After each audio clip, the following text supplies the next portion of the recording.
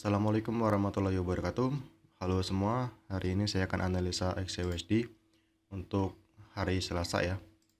Oke, sebelum kita masuk analisa XUSD, saya ingin sedikit mereview mappingan saya kemarin dan saya akan update map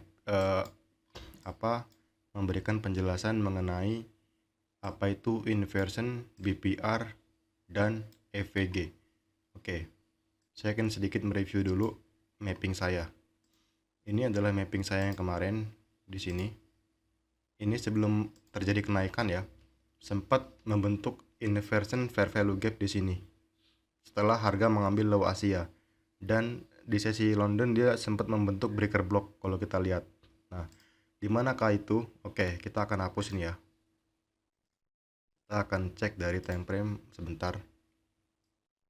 Oke, lihat. Oke, kita lihat ya. Harga sudah memasuki zona ini. Termasuk tinggi ya. Saya nggak tahu apakah ini akan di break, apakah justru dia akan reversal. Saya nggak tahu. Saya tradingan termalam ya. Kita cek di saat 4 jam. 4 jam di sini kita lihat dia respect bullish outer block di sini. Engulfing bullish ya, kelihatan ya. Bullish outer block. Plus OB itu artinya outer block bullish ya. Dia respect min threshold. Apa itu min threshold? Tulisannya gimana? Tulisannya gini tulisannya. Min threshold. Saya akan bahas mengenai macam-macam ya. Ada min threshold, ada inversion EVG, ada BPR, ada EVG. Saya akan bahas dulu tentang min threshold sebelum kita masuk ke analisa XUSD karena ini penting. Apa itu min threshold?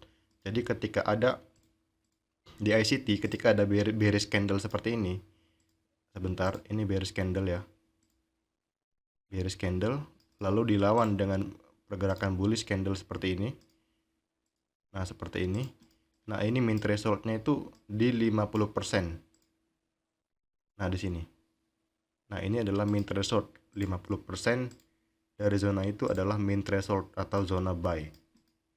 Begitu pula sebaliknya jika dia bearish. Nah, 50% adalah area sell. Nah, itu min threshold ya. Min threshold. Oke. Sini kita bahas H4 dia respect engulfing bullish ya. Nah, jika nanti dia misalkan turun di break, boom. Nah, ini jadi breaker block. Ya, jadi breaker block. Oke. Nah, kita masuk ke 1 jam. Nah, saya akan bahas mengenai inversion dan juga BPR sebelum kita masuk ke analisa XUSD. Kita lihat di sini, di gambar ini. Nah, ada 3 gambar ya. Banyak yang tanya ke saya ya, banyak yang bingung tentang apa perbedaan BPR dan inversion fair value gap. Di sini kelihatan jelas ya. Bedanya di mana? Oke, kita bahas ke BPR. BPR itu awalnya adalah misalkan ini kan bullish ya, BPR bullish. Di sebelah kiri ada EVG ya. Nah, terus dia naik nih, ngelawan. Nah, ngelawannya ini bentuknya EVG juga ya, kayak gini nih contohnya. Misalkan dia turun EVG ya, seperti ini. Sebentar, kita bikin real chart. Nah, ini kan EVG ya, EVG bearish. Nah, dia naik nih, boom. Nah, kenaikan di sini juga dia bikin EVG. Bikin EVG ya. Sebentar, kayak gini nih logikanya nih. Ini ada shadow. Ada shadow di sini. Cuman nggak kena ya shadownya ya. Nah, seperti ini shadownya. Sebentar, kita pelan-pelan ya membahasnya. Nah, ini kan candle bearish ya. Saya pakai warna merah misalkan, dan ini saya pakai warna biru. Kita fokus 2 candle ini aja. Nah, ini adalah BPR. Ada EVG bearish yang dilawan oleh EVG bullish. Nah, ini BPR. Nah, kalau misalkan inversion fair value gap ini kayak gini nih.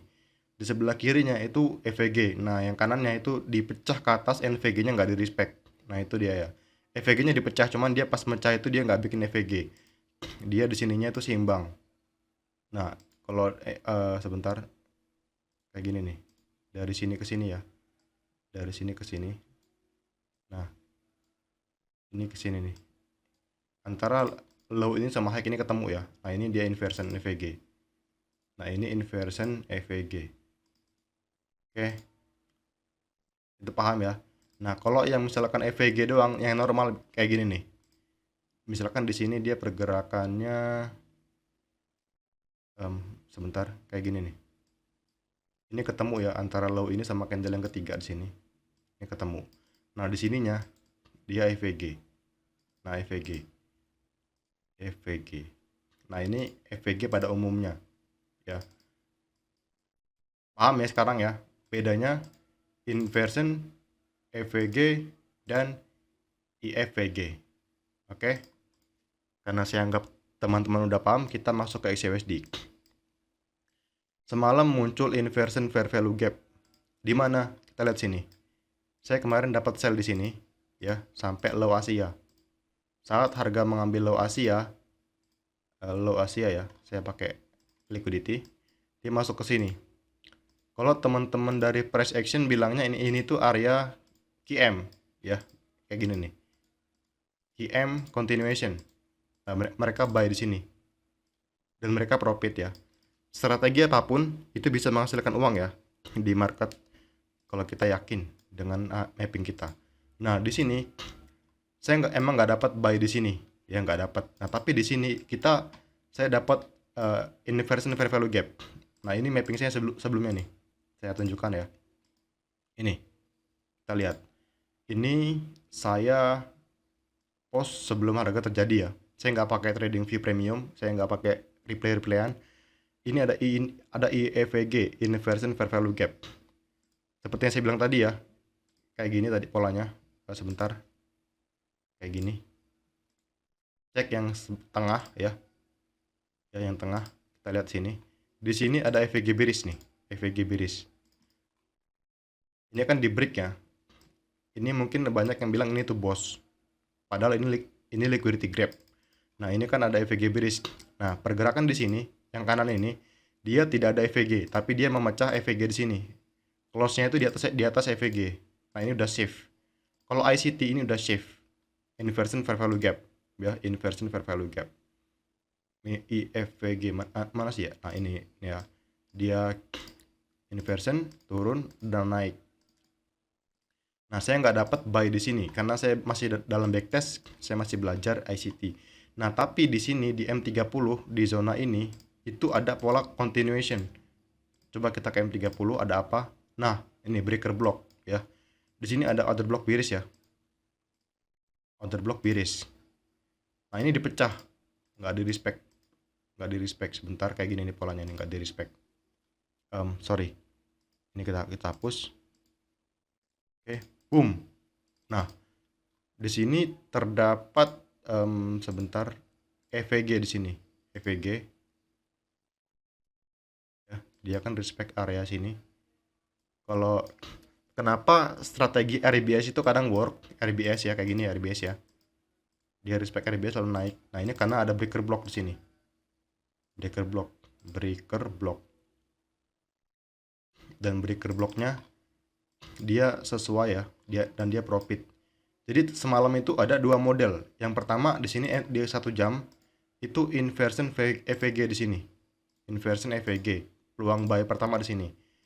Dan peluang keduanya di M30, breaker block. Nah, di sini. Jadi ada dua zona semalam untuk buy itu sebenarnya ya. Tapi jangan FOMO. Nah, sekarang plan kita gimana, Bang? Di M30 kalau teman-teman detail di sini ya. Ini kan inducement ya. Meskipun ini di M15 dia cok, M5 dia cok, tapi di M30 dia hanya inducement. Yang berarti di sini adalah break of structure ya. M30 ini break of structure ya. Oke. Break of structure. Nah, berarti kita nggak tahu nih sesi Asia dia pergerakannya kayak mana ya. Kita nggak tahu. Dan sekarang pertanyaannya, di manakah inducementnya di sini? Ini pullbacknya nih. Pullback terakhir di sini nih. Pullback terakhir di sini. Maka kalau kita tarik Fibonacci dari sini ke sini, kita dapatkan area OTI itu di sini nih. Di inducement. Di bawah inducement nggak apa-apa lah. 079, 075. Nah, ini adalah POI untuk buy. Demand lah, saya sebutnya demand. Optimal trade entry. Nah, saya berharap sesi Asia dia sideways. Sesi London dia nggak tahu apakah dia Judas swing, swap high ke Asia, swap low Asia, lalu dia bikin pola buy di sini, dan kita buy continuation. Nah gitu ya.